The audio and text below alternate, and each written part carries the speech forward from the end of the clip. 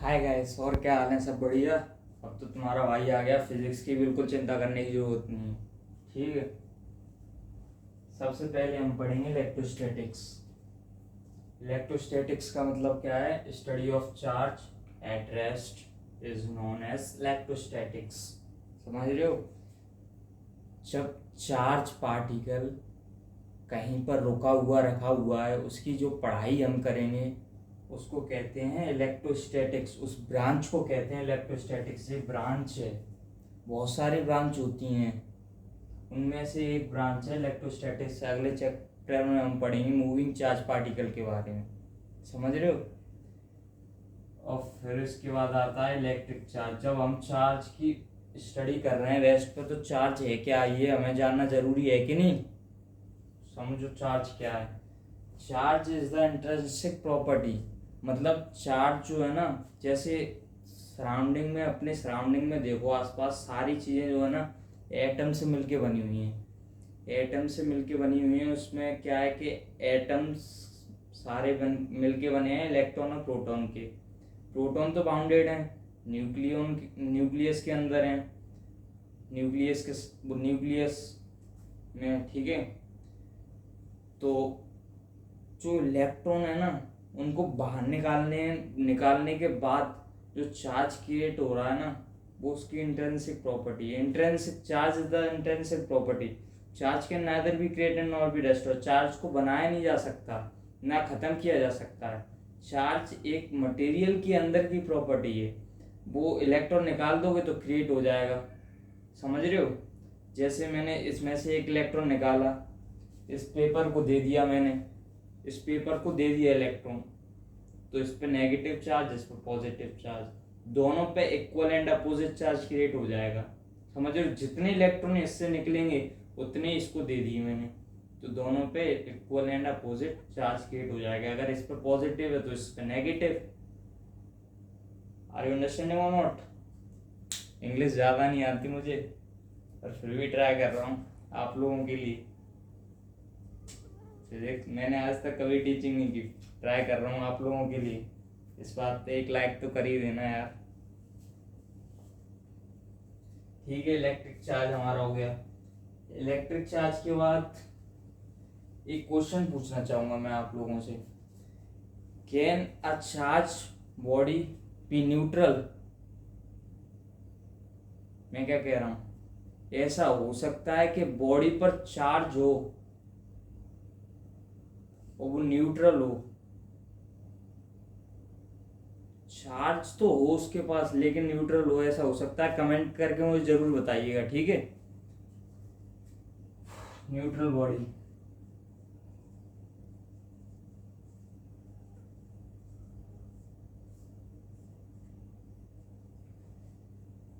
The body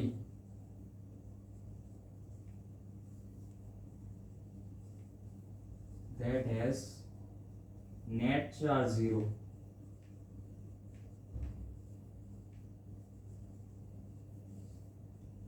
जैसे ये marker है, ये मार्कर है कि नहीं? इस पे मुझे नहीं पता। देखो, इसको अगर मैंने हाथ से रफ कर दिया तो इस पे कोई चार्ज क्रिएट हो गया। ठीक है। इधर से मैंने रफ कर दिया। ठीक है। ये मैं दूसरे पार्टिकल से रफ करता हूँ। ये मैंने हाथ से रफ किया, ये मैंने इस पेपर से रफ किया। ठीक है। तो मान लेते हैं हम, जब हाथ से रफ किया तो इस पे आया हमारा नेगेटिव चार्ज, इलेक्ट्रॉन यहाँ से यहाँ पे ट्रांसफर हो गए। जब उससे रफ किया मैंने पेपर से, तो पेपर ने इलेक्ट्रॉन ले लिए, यहाँ पे पॉजिटिव चार्ज आ गया। अब इस पे नेगेटिव चार्ज है, इधर पॉजिटिव चार्ज है, दोनों तरफ चार्ज है, लेकिन बॉडी न्यूट्रल है।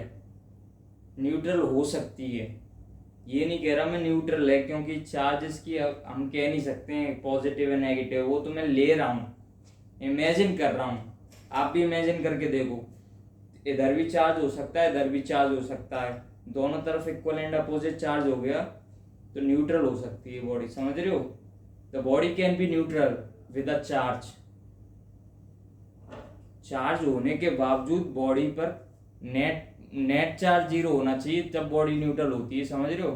नेट चार्ज मतलब इस बॉडी के ऊपर जितना भी चार्ज है ना विथ साइन ऐड कर दो तो नेट चार्ज निकल आएगा।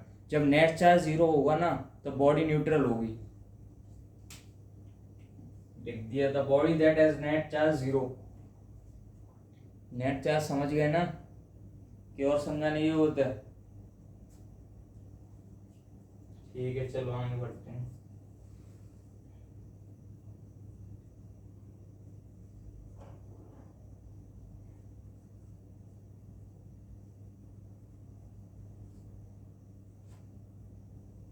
नोट कर लो जब तक।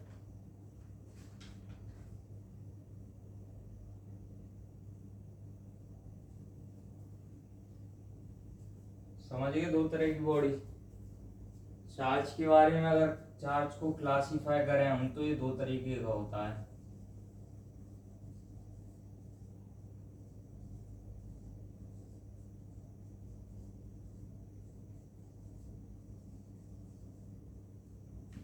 पहला पॉजिटिव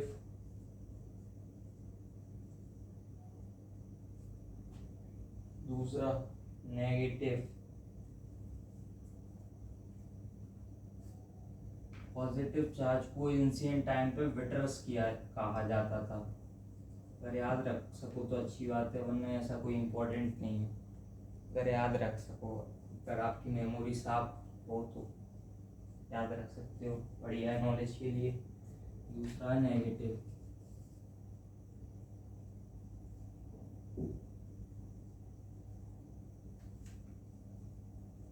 नेगेटिव चार्ज को पुराने टाइम में कहा जाता था रेजिनस।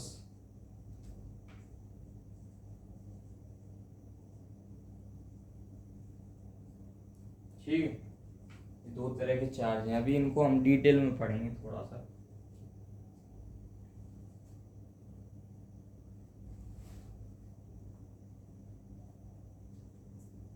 समझाऊंगा ये कैसे क्रिएट होते हैं पॉजिटिव नेगेटिव चार्ज। ठीक है, इनके बारे में डिटेल में थोड़ा सा बताऊंगा ये है क्या। ये नोट करते चलो, साथ ही साथ नोट करते चलो, या फिर स्क्रीनशॉट ले लेना तो और ज़्यादा बेटर है, टाइम बचेगा आपका। पॉजिटिव चार्ज, क्या लगता है पॉजिटिव चार्ज कैसे क्रिएट होता होगा? अभी अभी मैंने बताया, जब दो बॉडी को जैसे हमने रफ किया जे मार्कर और कैप को, तो इनको रफ करने से है ना इलेक्ट्रॉन का ट्रांसफर होगा एक बॉडी से दूसरी बॉडी में। जैसे मान लेते हैं मार्कर वो कैप से मार्कर में ट्रांसफर हो गया इलेक्ट्रॉन का, तो कैप से ट्रांसफर हुआ है तो कैप पर आ जाएगा पॉजिटिव चार्ज और मार्कर पर आ जाएगा नेगेटिव चार्ज। यही इनकी डेफिनेशन है कैसे क्रिएट होते हैं।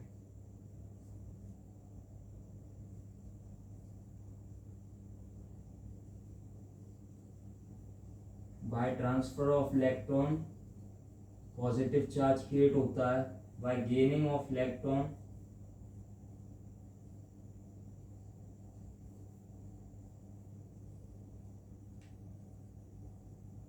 नेगेटिव चार्ज क्रिएट होता है।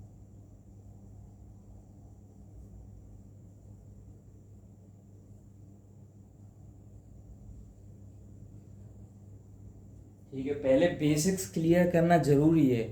अगर तुम्हें कहीं पर चढ़ना है जैसे पहाड़ पर, तो उसके लिए औजार ले जाना जरूरी है अपने, समझ रहे हो ना। जैसे एक एक्स होती है, एक्स ले जाना जरूरी है। अगर तुम्हें बॉर्डर पे अगर लड़ाई पर जाना है तो बंदूक ले जाना जरूरी है, हथियार ले जाना अपने जरूरी है, सारे बैग अपना ले जाना जरूरी है। तो उसी टाइप में ये बेसिक्स हैं, इनको क्लियर करो, उसके बाद हम आगे बढ़ेंगे, न्यूमेरिकल्स भी करेंगे, सब कुछ करेंगे। बस भरोसा रखो थोड़ा सा।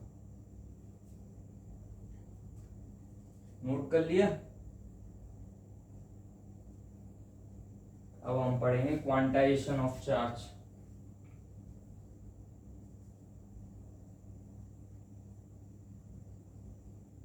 टाइम नहीं है हमारे पास, जैसा कि आप जानते हैं कि टाइम की शॉर्टेज है थोड़ी सी। पेपर्स आ रहे हैं, बोर्ड के भी आ रहे हैं, और ये IIT का भी आ रहा है, नीट का भी आने वाला है। तो उसी हिसाब से मैं थोड़ा सा फास्ट कराऊंगा। अभी तो थोड़ा सा शुरुआत थी इसीलिए करा रहा था। ठीक है, क्वांटाइजेशन ऑफ चार्ज। क्वांटाइजेशन का मतलब है कि जैसे मैंने दो बॉडी को रफ किया, तो क्या तुम आधा इलेक्ट्रॉन ट्रांसफर कर सकते हो? कर सकते हो? आधा नहीं कर सकते ना। डेढ़ कर सकते हो? नहीं कर सकते ना। मतलब जो इलेक्ट्रॉन ट्रांसफर होंगे ना वो इंटीग्रल मल्टीपल होंगे। इंटीग्रल मल्टीपल, एक कर सकते हो, दो कर सकते हो, तीन कर सकते हो, चार कर सकते हो, पाँच, छः, जितने चाहो उतने कर सकते हो, लेकिन इंटीजर में, गिनतियों में, नेचुरल नंबर में नहीं। नेचुरल नंबर कहना सही नहीं रहेगा क्योंकि चार्ज नेगेटिव भी होता है, फिर तुम कहोगे। पर इंटीजर में करना, इंटीजर में करना है। ठीक है, तो इससे एक फॉर्मूला आता है क्वांटाइजेशन ऑफ चार्ज। जितने इलेक्ट्रॉन ट्रांसफर होंगे ना, Q equals to N. N क्या है? Number of electron.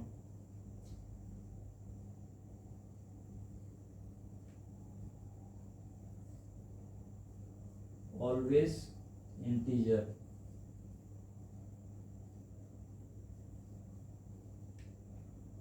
Q क्या है? चार्ज। E क्या है? Electron. Charge on one electron.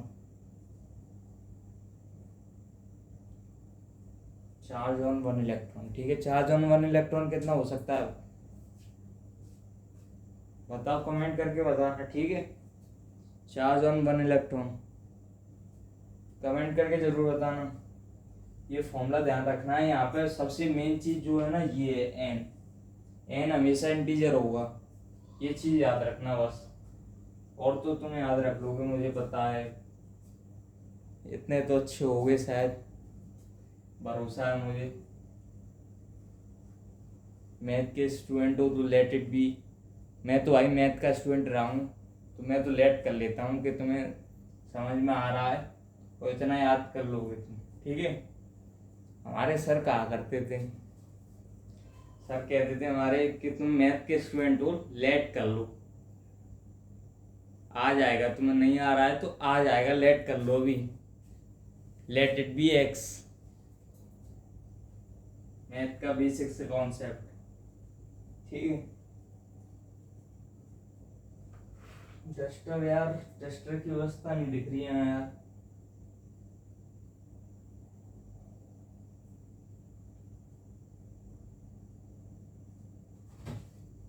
चलो ये मिलाए सिर्फ हो जाएगा।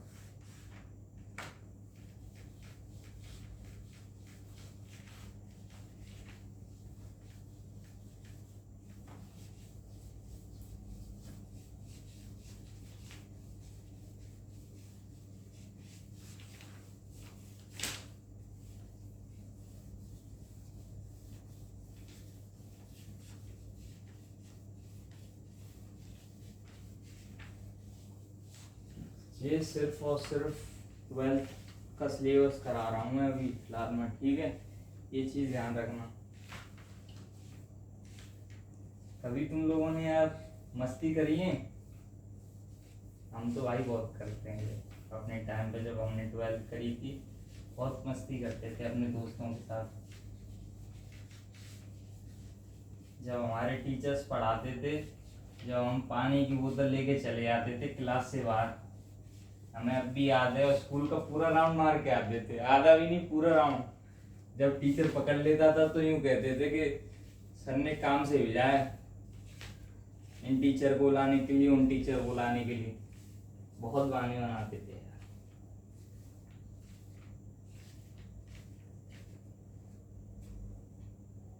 चलो ठीक है, जो भी है। सेकंड प्रॉपर्टी,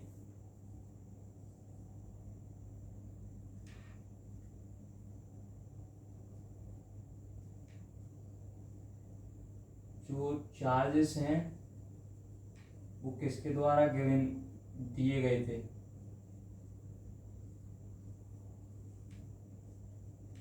जो चार्जेस के बारे में हम स्टडी कर रहे हैं, ठीक है, चार्जेस किसने डिस्कवर किए थे?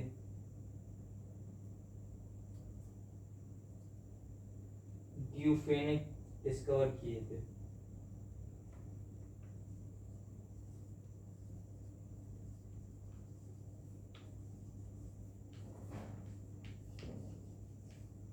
ठीक है, और जो प्रपोजल था ना और दो चार्जेस का, पॉजिटिव नेगेटिव का, पहला पॉइंट तो क्वांटाइजेशन का ही लिख लेना।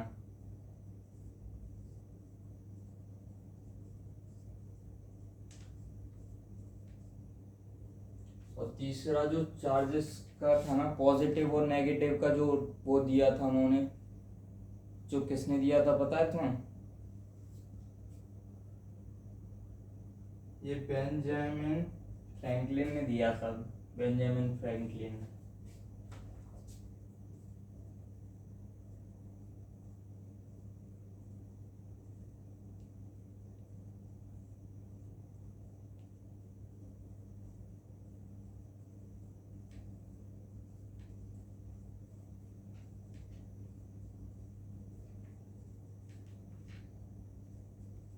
भाई थोड़ी सी इंग्लिश वीक है यार, स्पेलिंग गलत हो सकती है, पर नाम पे ध्यान देना, बेंजामिन बेंजामिन फ्रैंकलिन।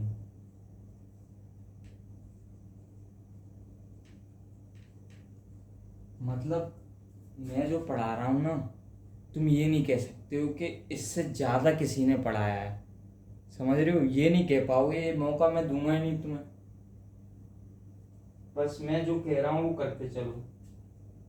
चौथी चीज, चार्ज की ऐसा यूनिट क्या होगी? कमेंट करके बता सकता है कोई?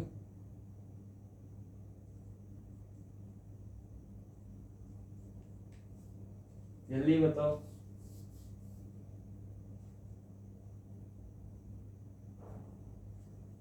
कूलम। 12th में आ गए यार, ये तो ध्यान रख लो।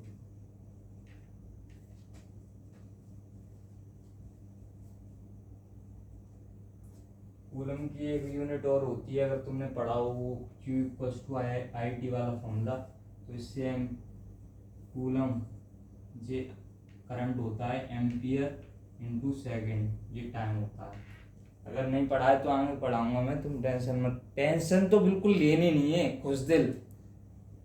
भाई जब मैं पढ़ता था ना बिल्कुल चिल, टेंशन काहे की, पढ़ाई तो आराम से पढ़ेंगे, कोई दिक्कत की बात नहीं है। सर पढ़ा रहे हैं हमें, बस ध्यान, जब पढ़ाऊँ ना तब ध्यान दो एकदम, बाकी दुनिया को जान दो, बाहर में तेल लगाने, तुम यहाँ ध्यान दो बस, जब पढ़ाऊँ तब। बस इतना कर लिया ना तुमने, बहुत है भाई, बहुत है।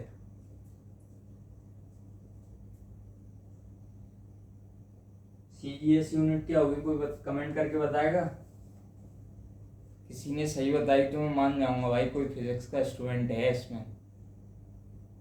किसी ने अगर सीजीएस यूनिट करेक्ट बता दी तो मैं मान जाऊंगा फिजिक्स का स्टूडेंट है इसमें। चलो सीजीएस यूनिट में छोड़ ही देता हूँ, बाद में कराऊंगा तुम्हें, ठीक है? कमेंट करके बताना ये सीजीएस यूनिट मेरे को। ये मत सोचना सर को नहीं आती है, सर तो अभी लिख देंगे वो व्हाइट बोर्ड पर।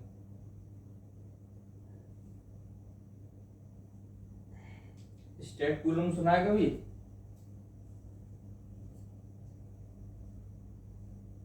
सीजीएस यूनिट स्टेट कूलम ही होती है।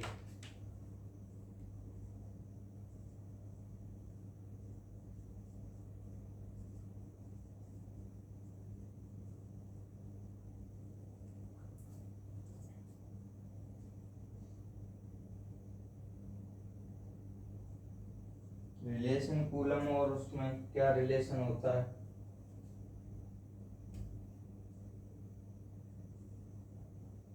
थोड़ी इंग्लिश वीक है यार, बस ध्यान रखना। 3 × 10⁹ स्टेट कूलम होता है एक कूलम में। ये इम्पोर्टेंट चीज है, याद रखना थोड़ा सा, पर कम यूज होती है, पर है इम्पोर्टेंट।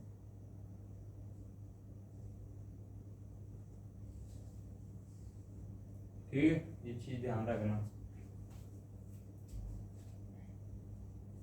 और भी बहुत सारी चीजें हैं यार, जैसे इलेक्ट्रॉन का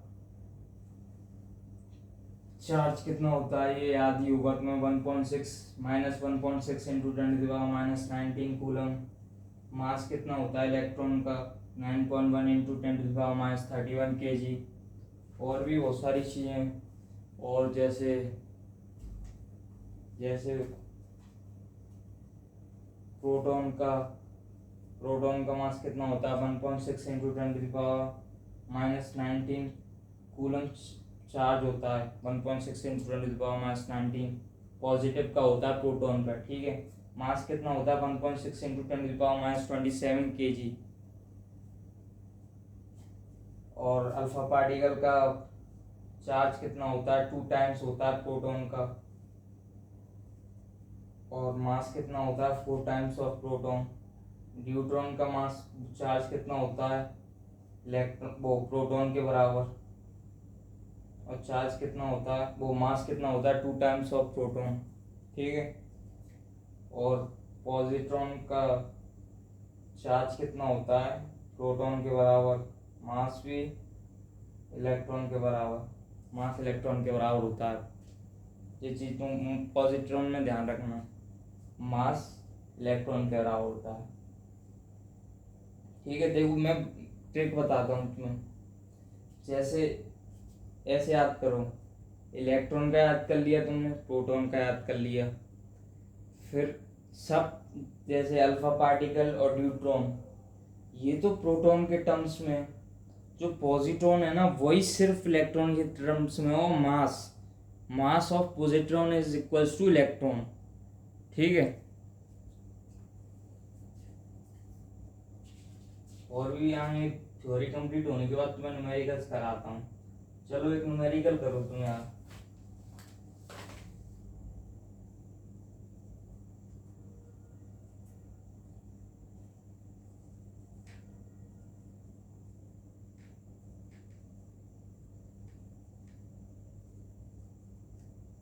बुक है ये मेरी, बुक्स में कराता हूँ।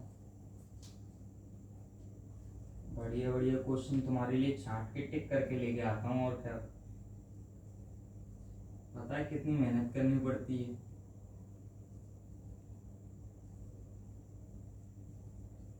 तुम्हारे लिए रात के कितने 12 बज रहे होंगे, 12 या 1, कितने बजे वीडियो बना रहा हूँ।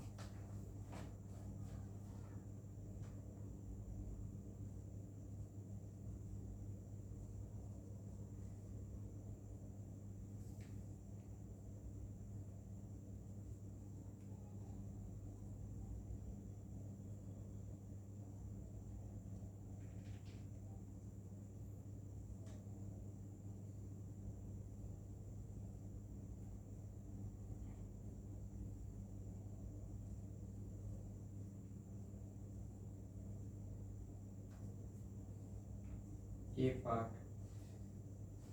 एक पॉलीथीन का पीस है, एक वूल का पीस है, दोनों को रब कर दिया है तो ये चार्ज क्रिएट हो जाता है पॉलीथीन पर। इसके बाद हमें क्या बताना,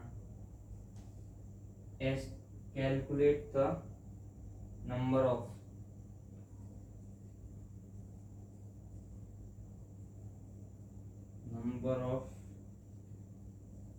इलेक्ट्रॉन ट्रांसफर,